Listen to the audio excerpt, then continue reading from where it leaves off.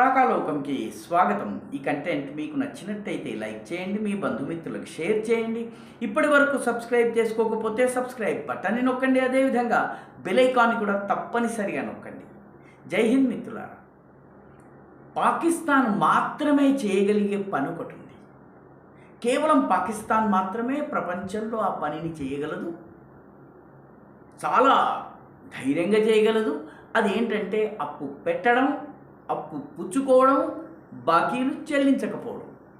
దబాయిస్తే 4 మాటలని ఇంకొకటి దగ్గర అప్పు తీర్చడం, అప్పు తీర్చేందుకు ఇంకొకటి దగ్గరికి వెళ్ళి మళ్ళీ అప్పు చేయడం. మొత్తానికి పాకిస్తాన్కు బాగా తెలిసిన విద్య. ఒలింపిక్స్లో గనక అప్పులు చేయడంలో గనక మెడల్ ఉన్నట్టయితే, అప్పులు ఎగ్గొట్టడంలో మెడల్ ఉన్నట్టయితే అది ఖచ్చితంగా పాకిస్తాన్కి దక్కుతుంది.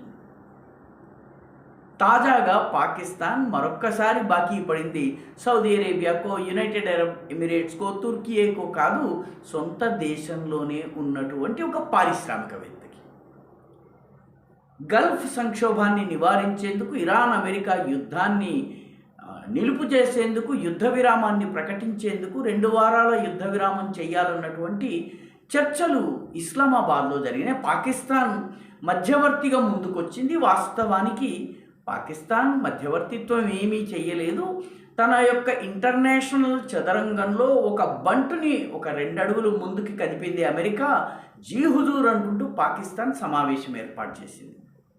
ఈ సమావేశం ఏర్పాటైన తర్వాత ఇది ఇస్లామాబాద్లో ఉన్నటువంటి సుప్రసిద్ధ సెరీనా హోటల్లో జరిగింది. ఇది ఏప్రిల్ 11, ఏప్రిల్ 12 2 రోజుల పాటు చాలా పెద్ద ఎత్తున కార్యక్రమం జరిగింది. మామూలుగా ఇలాంటి కార్యక్రమాలు జరిగినప్పుడు ముందే బిల్లులు చెల్లిస్తారు, కొంత అడ్వాన్స్ ఇస్తారు. ఆ తర్వాత ఒక రోజు 2 రోజుల లోపల చాలా హై ప్రొఫైల్ మీటింగ్ కాబట్టి, ప్రపంచం దృష్టి అంతా దీని మీద ఉంది కాబట్టి బిల్లులు వీలైనంత త్వరగా చెల్లిస్తారు.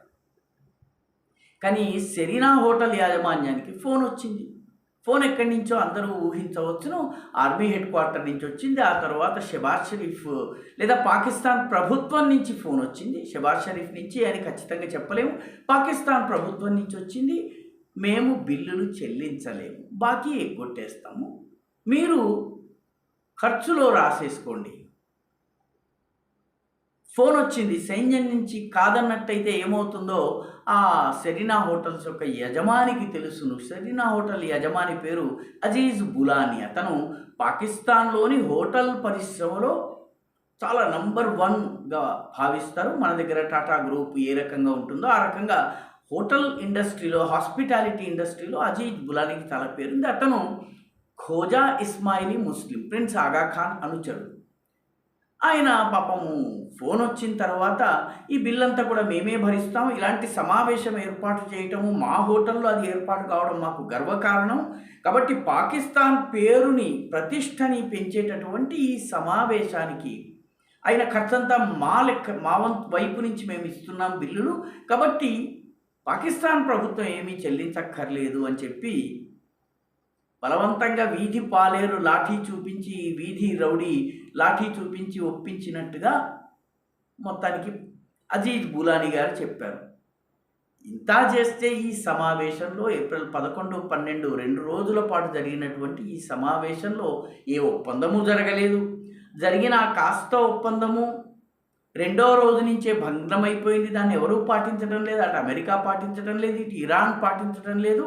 ఒకరి మీద ఒకరు బాంబులు వేసుకుంటూనే ఉన్నారు. ఇజ్రాయెల్ హెజ్బుల్లా మీద దాడి చేస్తోంది, కువైట్ మీద ఇరాన్ దాడి చేస్తోంది, స్ట్రెయిట్ ఆఫ్ హార్ముజ్లో సంక్షోభం అలాగే ఉంది.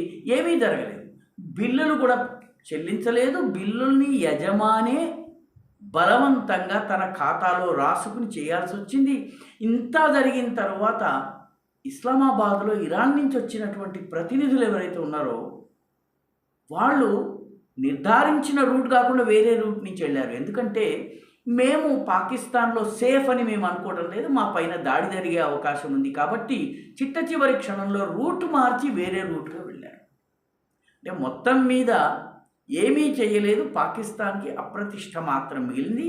అసలు వాస్తవానికి మొత్తం కార్యక్రమం ఎందుకు చేసింది పాకిస్తాన్ అంటే, ఈ హై ప్రొఫైల్ మీటింగ్ ఆర్గనైజ్ చేస్తే ఎవరన్నా ఇన్వెస్టర్స్ ఏ దేశం అన్నా మళ్ళీ కొంచెం అప్పుల అప్పారావుకి అప్పిచ్చే అవకాశం ఉంటుందేమో అన్నటువంటి ఆశతో చేశారు. ఇప్పుడు మళ్ళీ రెండవ విడత చర్చలు గురువారం నుంచి జరుగుతాయి. ఈసారి సెరీనా హోటల్ వాళ్ళు ఆనందంగా మళ్ళీ మీటింగ్ను ఏర్పాటు చేస్తారా? జాతీయ కర్తవ్యంగా పాకిస్తాన్ పేరు ప్రతిష్టల్ని పైకి తీసుకొచ్చేందుకు కార్యక్రమం చేస్తారా? లేకపోతే ఇంకో హోటల్ దగ్గర అప్పు పెట్టి అప్పు చెల్లించక బాకీ ఎగ్గొట్టి పాకిస్తాన్ ప్రభుత్వం వెళ్ళిపోతుందా అన్న చూడాలి. అయితే ఇది పాకిస్తాన్కి కొత్త ఏం కాదు. మార్చి నెలలో చాలామందికి గుర్తుండే ఉంటుంది, పాకిస్తాన్కి చెందినటువంటి హాకీ టీం, జాతీయ హాకీ టీం ఆస్ట్రేలియాలో కీలకమైనటువంటి టోర్నమెంట్లో పాల్గొనడానికి వెళ్ళింది. అక్కడికి వెళ్ళిన తర్వాత వాళ్ళకు ఒక హోటల్ని డిసైడ్ చేశారు. ఆ హోటల్లో వీళ్ళు ఉండాలన్నారు.